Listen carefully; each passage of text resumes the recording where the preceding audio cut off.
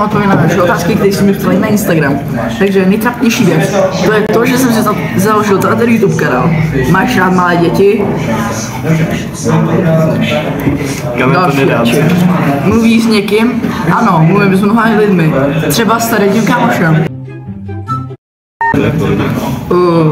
Nejhorší rande?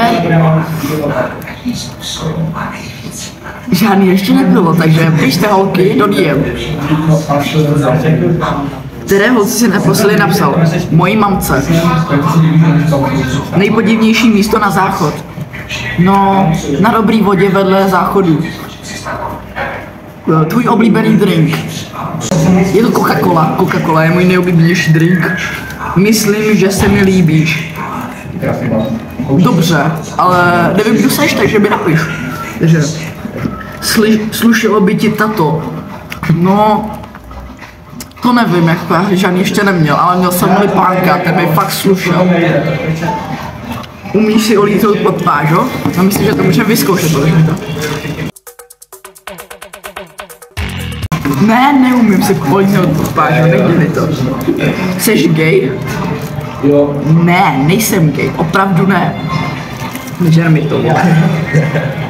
Ahoj Pepčo, taky tě zdravím, neznámý člověče.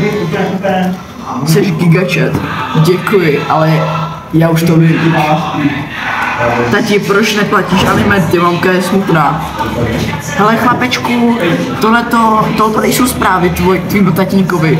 Toto jsou zprávy nejčímu gigachatovi, takže se mi to fakt nepiš. Mám rád tvoje vlasy. Ale to už je nějaký divný, jo? A tou bombou můžeme ukončit toto video. Máš rád malé děti?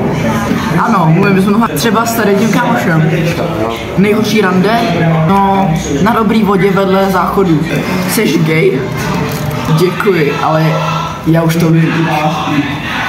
Tati, proč neplatíš alimenty, mamka je smutná. Dobře, ale nevím, kdo seš, takže mi napiš. Myslím, že se mi líbíš.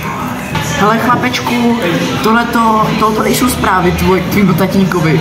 Toto jsou zprávy nejčímu gigachatovi, takže se mi to fakt nepiš. Mluví s někým, to už je nějaký divný, jo? A tou bombou můžeme ukončit toto video. A čo? No,